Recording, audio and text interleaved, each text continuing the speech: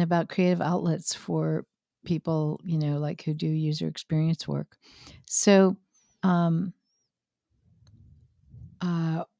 I just posted on LinkedIn today about a release of an album. Do you use that term album anymore? I never know what to call these things. A Yeah, collection of no, songs. albums still exist, and also people who are listening to this, we may release this on a different day, so it might not be today, but Oh, when you're okay. listening. But All right.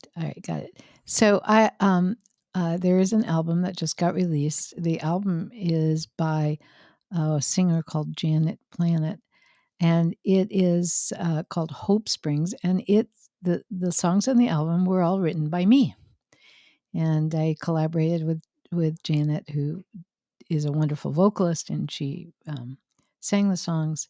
I arranged them and worked with the musicians on them, and so that's really exciting. But what I wanted to talk about is the fact that when I am not doing UX work and behavioral design work, sometimes when I'm doing outside of work is composing music. And Guthrie, I know you compose music as well. And I thought about this today because I was thinking about um, the fact that when you work in UX, you often or almost all the time, you don't have control over what you're working on and designing, like you're helping or you're designing something, but somebody else, the business stakeholder, the technology people, are like making the decision about what to do and what to implement. And so I do a lot of coaching and mentoring, Guthrie, that of UX people. And this is a really frequent frustration that people have. It's like they a lot of people that get into the field of design are creative people, and then they do all this creating, and then they don't ever get to see their creative things implemented, and it gets really frustrating. So one of the things I always tell people in order to avoid burnout by of a I guess what a at burnout about not being able to be creative is they need to do something in work or their personal life that is creative that they get to control at least a large amount of. And they get to create it. It goes out into the world. They see that it goes out into the world. Otherwise, I think they'll go crazy. So for me, one of those things is music. So I compose music and then I perform it, or I record it, or I, like with Janet Planet, I'm really honored to have somebody else record my music. I've done that a couple someone times. more talented Yeah, at okay. performing. At performing, absolutely, Yeah, because I'm a absolutely. composer and I sing a little, but I can tell you that Janet Planet singing my songs is a lot more fun than me singing my songs. Um, so I definitely like it when other people perform the music that I have written. But it's a way for me to be creative, and something is out there, and it's in the world, and I feel like I accomplished something creative. And I just think if you're in the field of UX, you've got to figure out what that is. What So can you do? Go ahead. okay, so that was a good introduction, a preamble. I think that I find this to be a very interesting topic because there are I really like working in the UX field just because I think the people are great. There's a Yeah. lot of great people. People are really nice, very interesting. And so, if we're talking about common personalities in a field, right? Like, if you're an electrical engineer, right? If you're working in that field, there's probably going to be various. Uh, we have a comment here from Timothy K. What kind of music?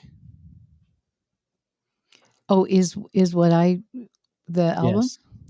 The music, you know, I don't know. No, you don't have to. It's It's kind of jazz, it's jazz. jazz/folk. It's jazz. It's jazz. Yeah. Guthrie says it's jazz. Yeah, Okay. so it's not like hardcore Avant-garde bebop avant-garde jazz. jazz. It's No. sort of, jazz, pop, pop folk jazz, but yeah. Yes. Pop folk jazz. I like that. Yeah. Okay, so I just wanted to kind of get that in there if people are asking questions. So I find so if you have a bunch of electrical engineers, maybe you're going to have similar personality types. Not every single person will have the same, right? There's lots of variance. Yeah. But if we're talking about general personality types, the UX field does tend to attract kind of go-getter creative types Yeah. who are interested in a lot of things. In some ways, Yeah. that's what makes UX. Like, you have to be interested in a lot of things. It's a little bit of design, it's a little bit of computer programming, it's a little Right. bit It's of a little bit of technology, it's a little bit of psychology. service, and a little bit of Yeah. psychology, and a little bit of business. Right. So Right. you kind of need to be the person who is interested in a lot of stuff. Yeah. And that sort of that's those sorts of personalities are usually not satisfied by doing one thing. So I Mhm. know that for me, in order to be sort of satisfied at work or life or whatever, I need a creative outlet. But it's not always the same creative outlet. Like it is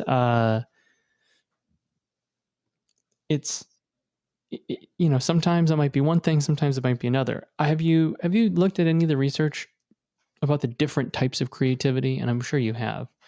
But there's different schools of thought about what counts as a creative outlet.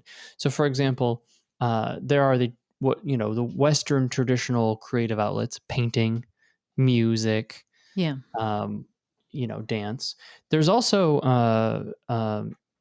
what I would call athletic creativity. So the natural way of moving so if you're like a basketball player and you are kind of moving and interacting on the court and reading and reacting, there's a type of creativity there. Or soccer, Well, which okay, I is a will football say player. that athletic creativity, probably not something that I do, but no, creativity is really interesting, and yeah, I've looked into the science of creativity. We have a online video course about the science of creativity. But you could say cooking, which is is sort of That a can be creation of creative, things. So right? the point is that there are so many ways to be creative, Yes, and some of them are not ways that people intuitively think is creative. Like cooking dinner at night as a form of stress yes, relief, because I like to cook dinner, blah blah blah. They might not see that as a creative outlet, but it totally is, it right? So can after, be yeah, it can be. So based on how you're after the approaching it. Yeah, monotony of a job, right, being able to have a creative outlet of cooking might be nice. Or playing a sport, or even just going running and just letting your mind run. You're being creative, but only inside your head. Um, yeah. it doesn't always have to manifest in the world, or playing Well, some and it sort of does. artistic Okay, yeah, video yeah, game yeah. or So something. it depends. All right, I'm going to make a distinction though. Okay, Okay. because when I'm in the course we have on creativity, the definition I use has to do with creating something unique of value. And so that is different from what you're talking about. I'm going to make a Which is, yeah, distinction. because I'm talking about a creative outlet, Yes. which is like a Well, personal thing. but you said, even go running and be creative in your mind. So you might not be creating anything. But so I'm going to make a distinction between being creative and then as a result of that creativity you have produced something, Right. and being in a flow state, which is Sure. in a creative mindset in which you may not create anything. So, for instance, and we'll use music as the example, just because. So, I can, work on composing a song, right? And when I'm done, I have a song that somebody can sing and record.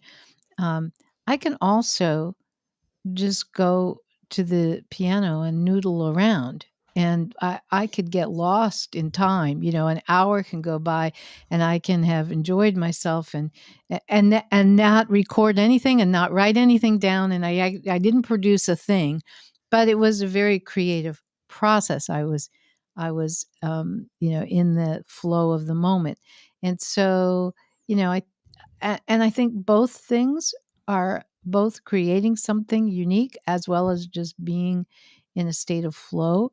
They're different and they're both extremely valuable. And, you And know, I want to add one more thing on there. yeah, Then there's creating, but not having it be a creative outlet. So, for example, I know artists who, for let's just say you do graphic design all day yes, long, right? You are yes, creating what others would consider art, right? yes, But this is just your job, and you're doing that's your right. 500th logo That's design. right. And to you, it's not a creative No, outlet. it's production. It's production, right? So Yes. and I don't think it's a black or white thing. I think there's a No, spectrum. no. But yeah, But there's a level of what's yeah, creativity to me and what's production work. yes, yes. And so I think when we talk Same with about, music. yeah, what'd you say, Guthrie? The same with music. Like if you were a Yeah. professional musician doing, some song for Well, and the I was going to say there are lots of parts about music, like let's just say I'm going to write a song. There are lots of parts of that are not fun and are not, where it's like, okay, now I'm going to use, my program for notating the music, and oh, this has got to be a 16th note tied to, and it's like, okay, it's not fun to use that I software. know that I want the harmonies to all be in thirds, but now I have to actually figure out what all those notes Yes, are. and what is this chord here that has the sharp 11? What do you call that chord? Okay, I don't remember. I got to look it up. I mean, there are parts of it that are frustrating and boring and hard work. It's not all just fun and creative. So, yeah, there are lines here, but I guess what I was saying is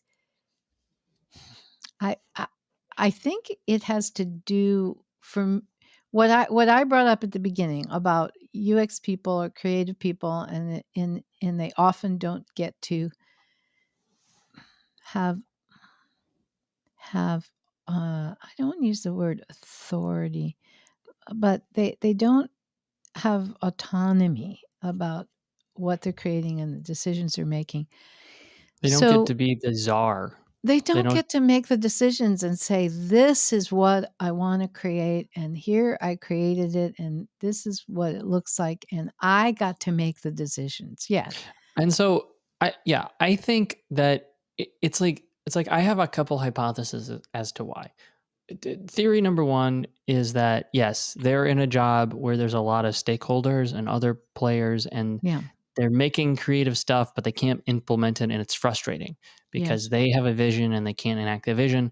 And so having an outlet where you do get to be in charge Yes. and make that okay, that is one potential theory about why UX people tend to have this itch. Theory number two is it's a personality thing. These types of people who happen to be in this field, a lot of them feel the need to do a lot of different stuff, have a lot of different hobbies, create in different ways. And so if they're creating in one way during their job, that means that they need to create in some totally different way outside of their job. I Yeah. have found that a lot of UXers tend to have strange hobbies.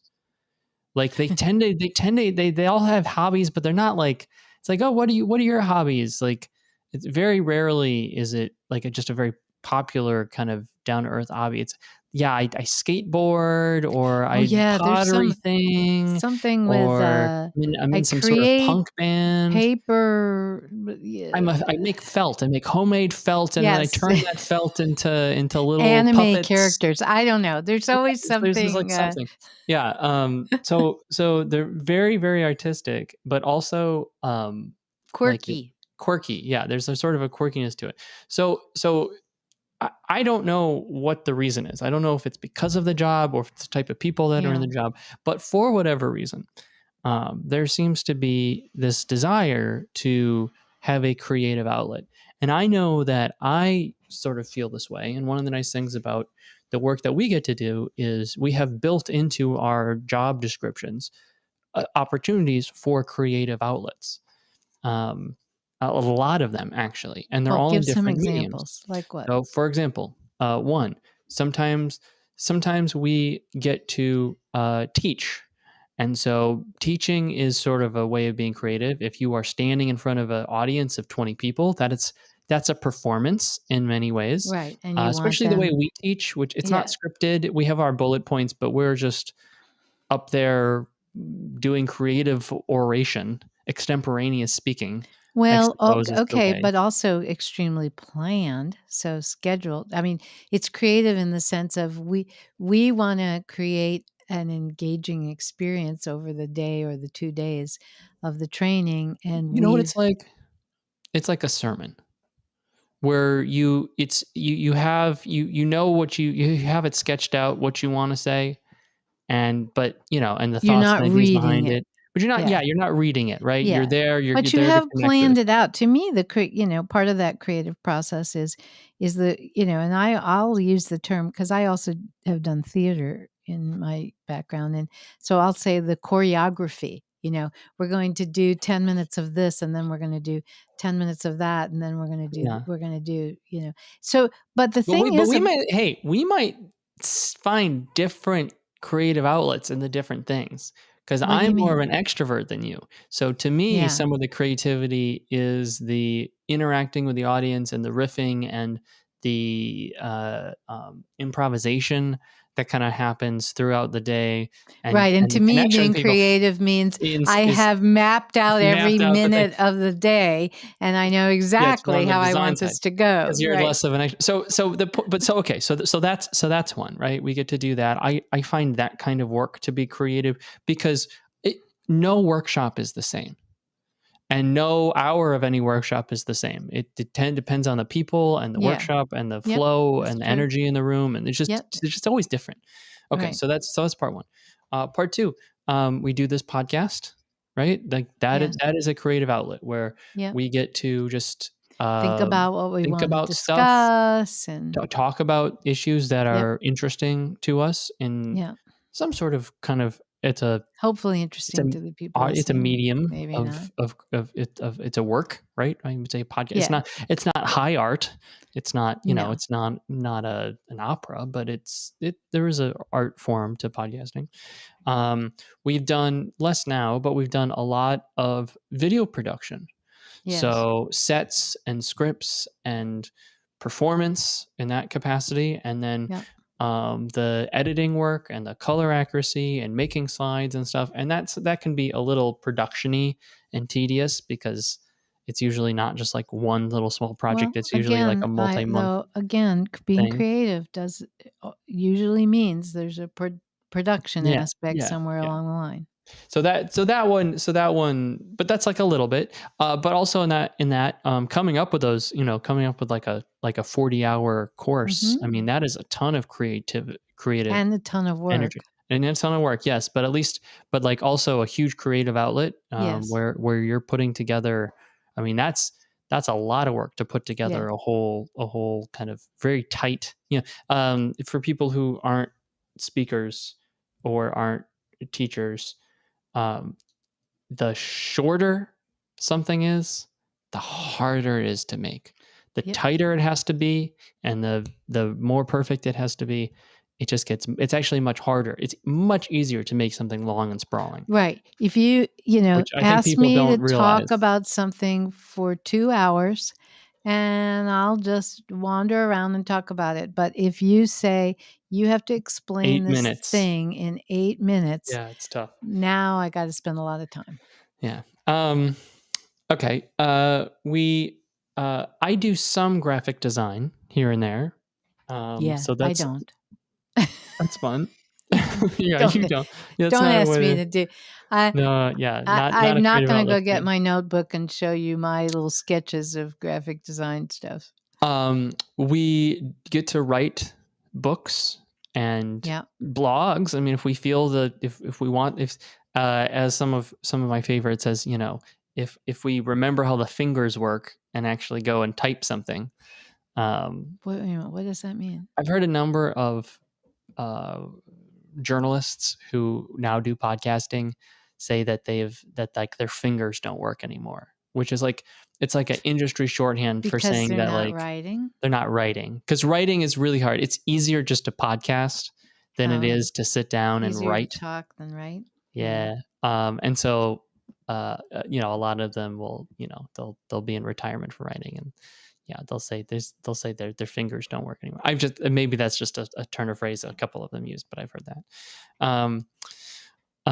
Because like obviously they could write, right? Like anyone who's a writer, unless there's something wrong, like you can just sit down. So like there's people who are like famous columnists for years and years and years and years and years, right? And they're But it's not writing. hard. It's hard to write. It's hard to write. And so then when they just, okay, I'm just gonna podcast, and then every once in a while, if they get back to it, they'll like go back and They'll try go, it, and "Oh, like, wow, I'm" it's a lot of work. yeah. Anyways, so writing. That's a creative outlet. Anything else? I think Well, we talked last basically it. week about writing books. No, I'm saying, yeah, writing. Yeah, Yeah, we yeah. write. We write books. We write various No, things. We write blog posts. I mean, and it's No, not it's nothing physical, which is an why, and there's nothing musical, to what we do right? And for so, our business. yeah, Correct. so it sort of makes sense that like the things that I would crave as a outlet Outside in of my work. spare time, it's going to be musical and physical creativity for me. So, like I would imagine if I was a construction worker and I was, building decks all day long, I may not feel the need to be as physically creative as if I'm, sitting behind a desk every day. Yeah, I think that varies by person too. Sure. About whether they're, if they're doing an outside of work creative endeavor, how similar is that to their work creative endeavor, right? So one thing that, I mean, and some people, they just fall in love with something and then that's just what they want to do all the time. Yeah. And I think that's true. Some people, I mean, but the thing about UX people, you got to remember, is that I think they're sort of a confluence of different interests. So it's like it's not like a sculptor who all they want to do is sculpt, and in their free time they sculpt, and in their job they sculpt, or a painter. You're just like, or a writer. There are some people who just like, all I want to do is just write, read and write, read and write, read and write. Yeah. A UXer, I think, is like one of the people, oftentimes people who have a lot of interest in a lot of different fields. And so they don't just want to do the one thing. Right. And so they're always looking for other hobbies, other stuff that's just different than what they normally do. One other topic that I kind of wanted to get your opinion on is, I think sometimes like a lot of UXers will have like a side gig where they're making keycaps or art or for work or for fun or both or sometimes what? a little bit of both, right? Yeah. Like they they by day they do this, but like secretly it's like, oh, if I wish I could retire and just do my anime felting full time. It's the second time we've mentioned it. I don't know. Felting. I don't know what people are doing. I'm just combining two sort of hobbies, but like, right, like that, I wish I could do that full time. And I do think that sometimes if you like, I think there are some people who need a creative outlet because they're dissatisfied with their work. They're not satisfied with their job. And so they need an outlet outside of their job just to stay sane so that they can do their job. Okay. So I think that's part one. And so I think sometimes when people see people having outside hobbies, especially if they're really into those hobbies and spend a lot of time with it, they must think, oh man, your job must suck. You must really dislike your job because you're like, there's a sort of weird thing where it's like, if you love your job, you should be super excited to wake up in the morning and go to work and then want to do that so much that even like after you're done with work, you want to keep doing that thing. That's like the sign of loving your job. But I think there's just some people who just always want to do a lot of different stuff. Yeah. And so it's not that they can love their job and also want to do things that aren't their job. And it's not necessarily a sign that they don't love their job. No, in some ways, that might be a sign of job fulfillment, that they don't feel like they have to do more in Well, that area. and or I mean, because I feel that way.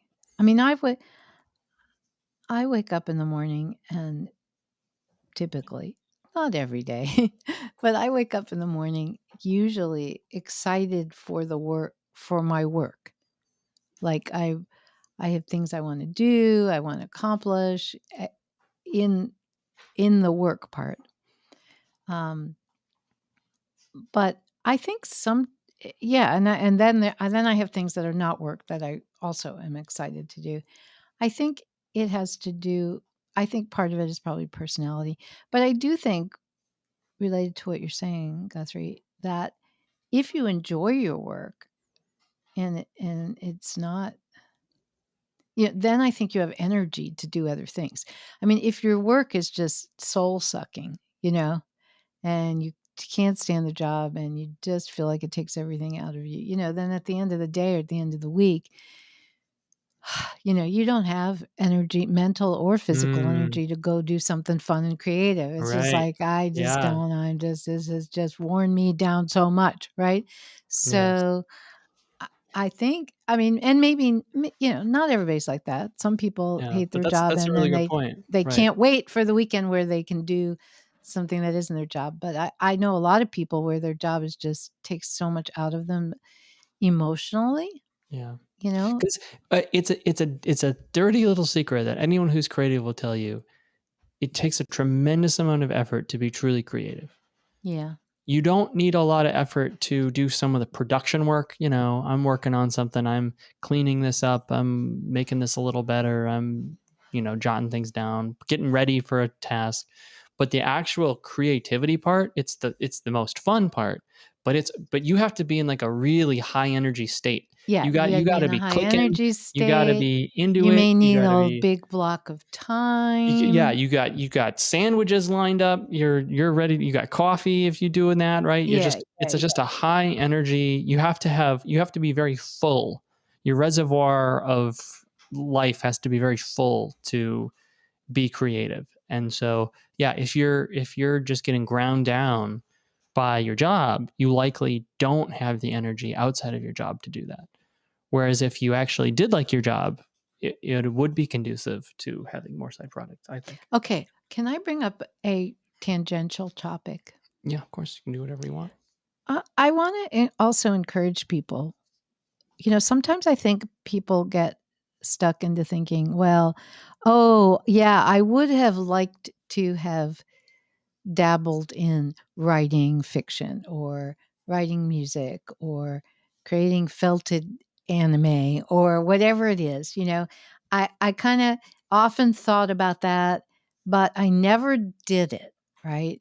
And so I never learned, whatever skills you might need, because a lot of times with these things, you need some skills, right? I never learned how to do it. And now it's too late.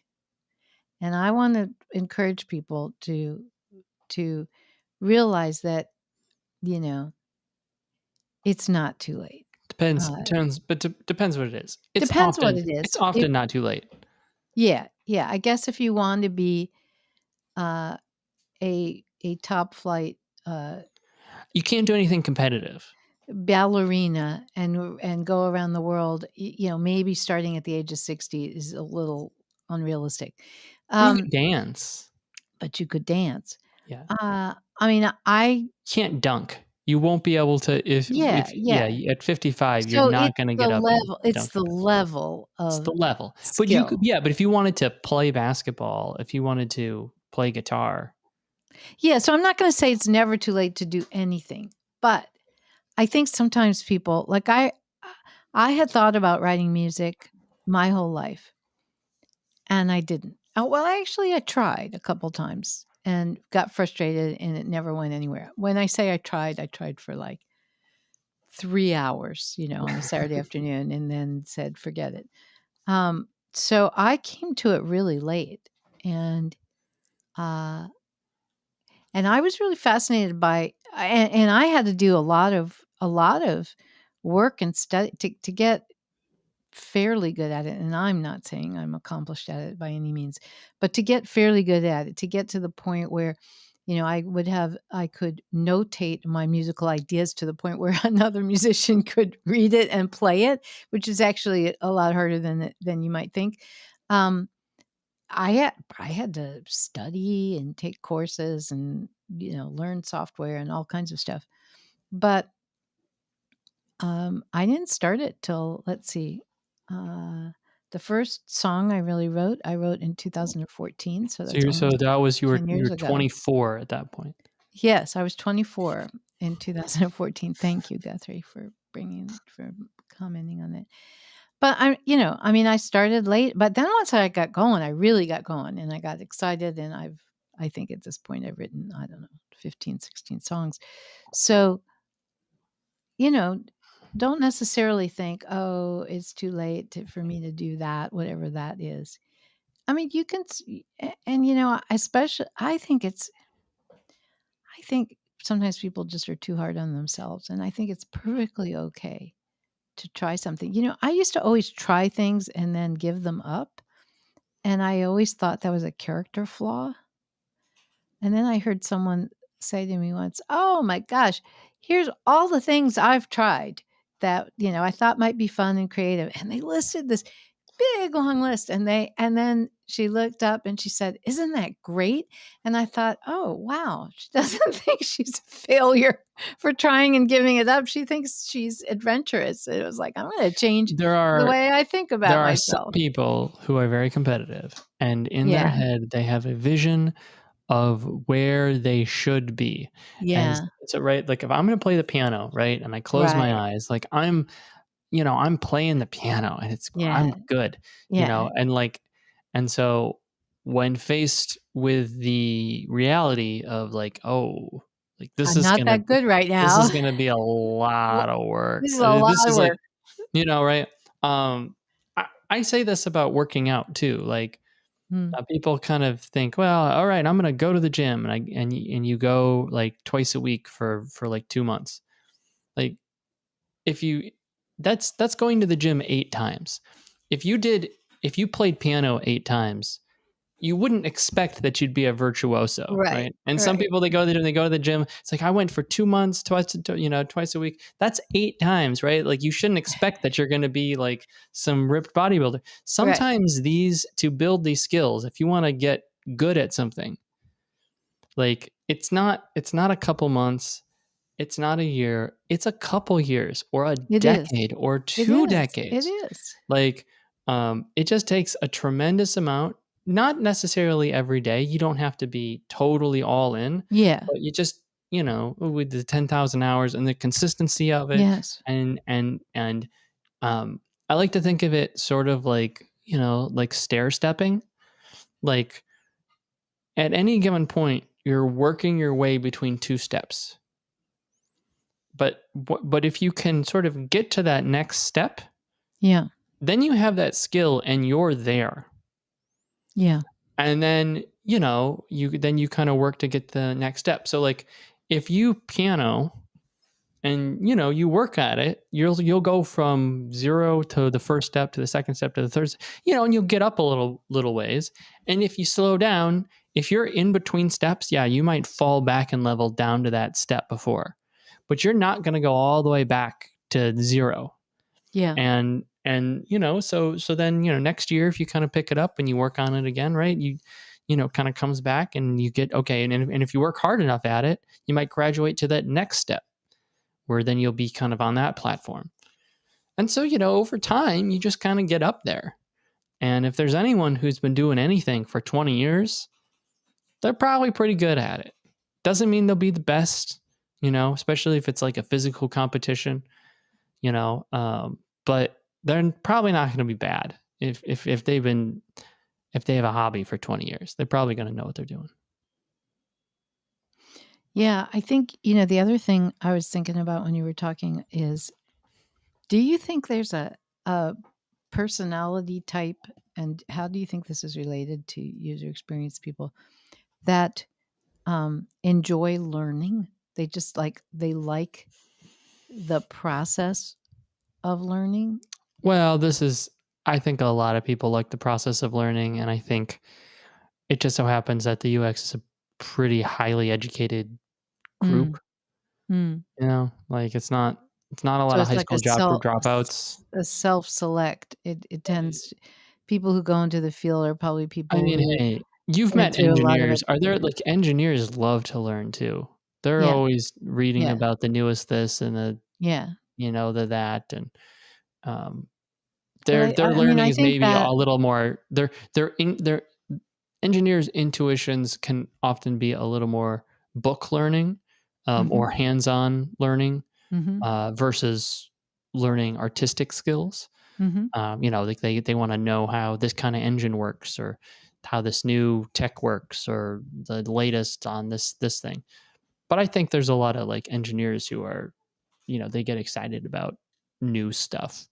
Um, and I Yeah, think, like, or in the tech world, right? Like there's always new tech and that's very exciting. And I think, you know, learning the new stuff, I think that's pretty common in fields that have a pretty high level of education, mm. except for attorneys. Attorneys don't want to learn anything new ever. So I'm sorry. I kid attorneys. Is this true? I think there's just a little bit of truth to that. 'Cause you are an attorney, so Like, compared to UX, I kind of feel like it's like it would be great if the law just never changed ever again, and I could just do the thing that I know, and it just wouldn't change.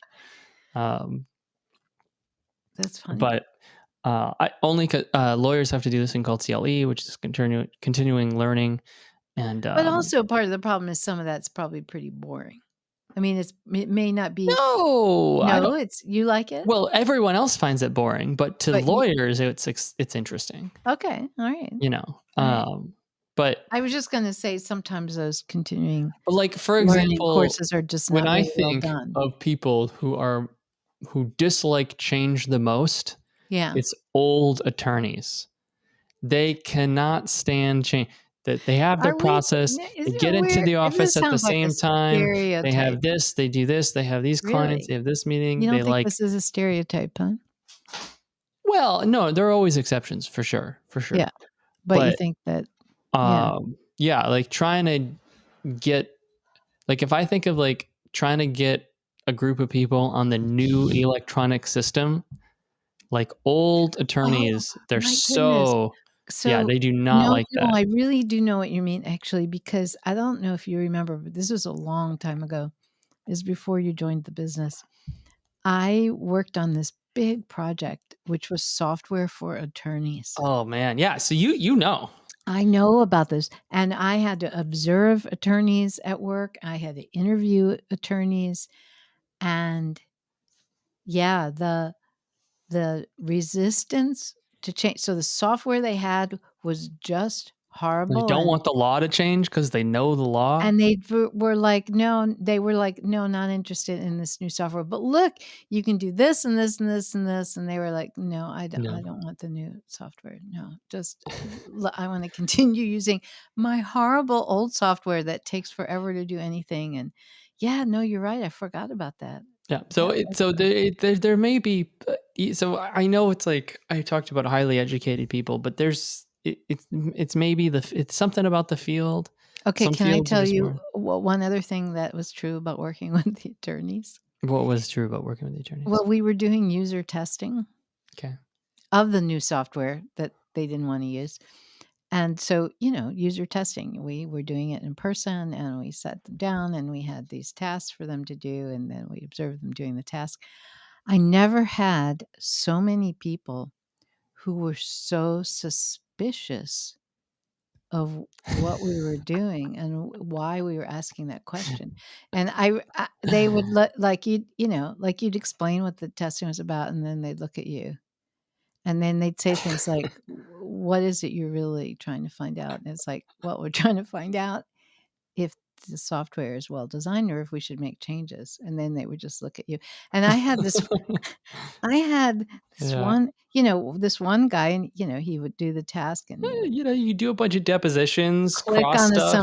some buttons and then I'd say, "Oh, so tell me why you clicked on that button." And he actually would look at me and go, "What is it you're really asking me?"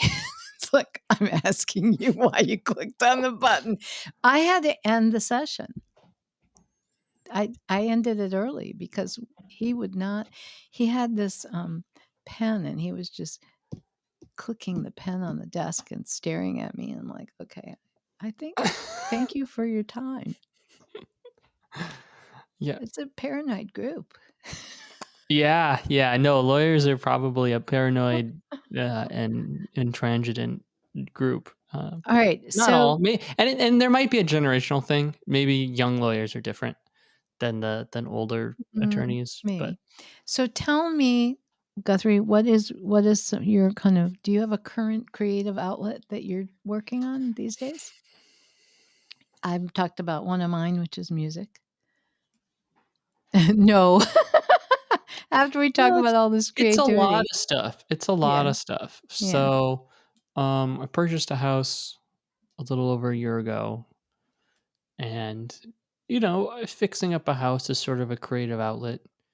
Um, you're turning ideas into physical stuff. We're not doing like a whole remodel or anything crazy, but looking at a room and all right, hey, Imagining let's what put it crown might molding up be and we're and gonna how we repaint want it to it and be. how are we gonna do this and how are we gonna do that and how are we gonna solve this problem.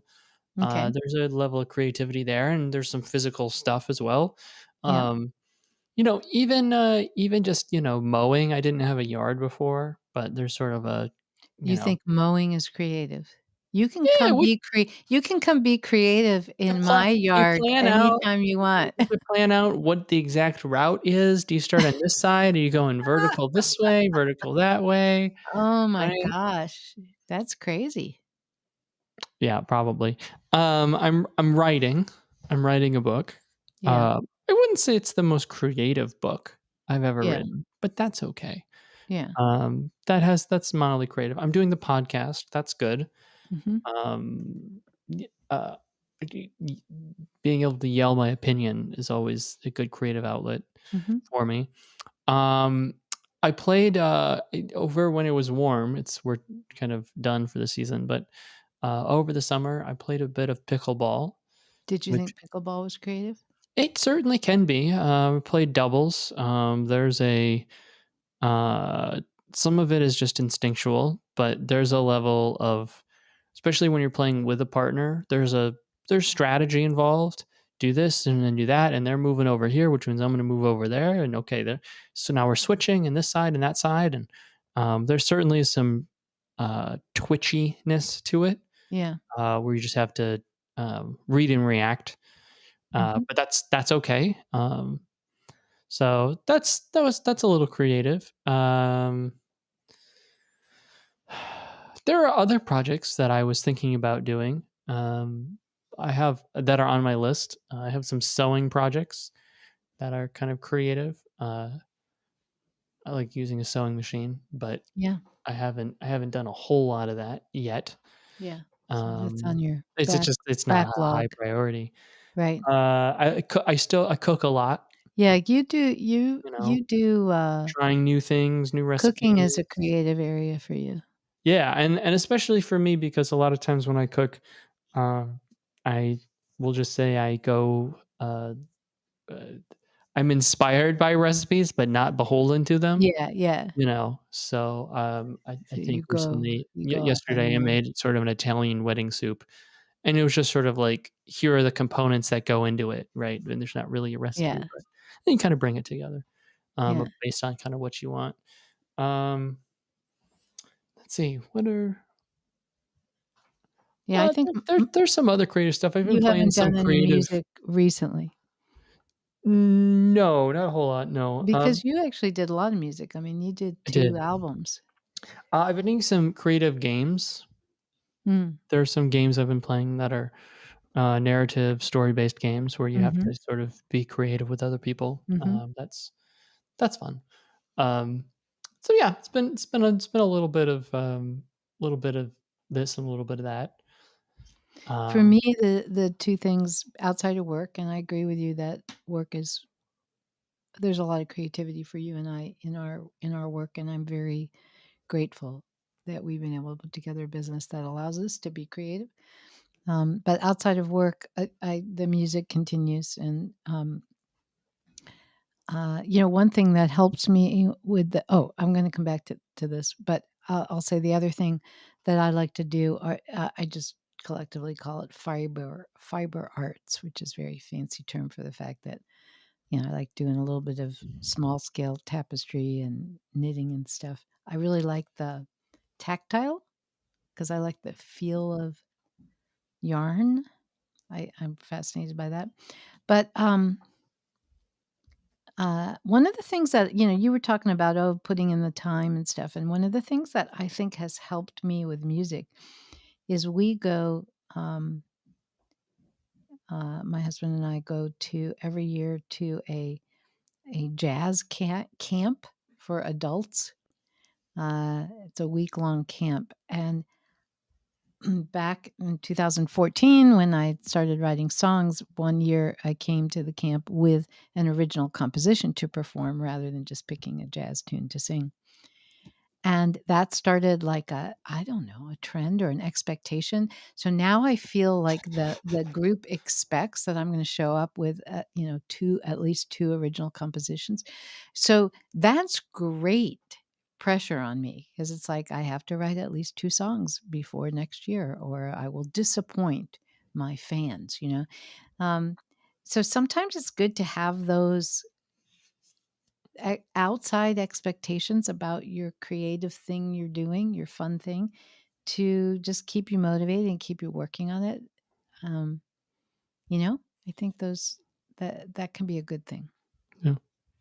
Yeah. So if you're in the UX field and you are feeling a little down, maybe try to put some of that energy into an outlet outside of work, Yeah, and do something. that may free I you from suggest, feeling stuck. yes, do something that's creative. I think it's good for you and fun.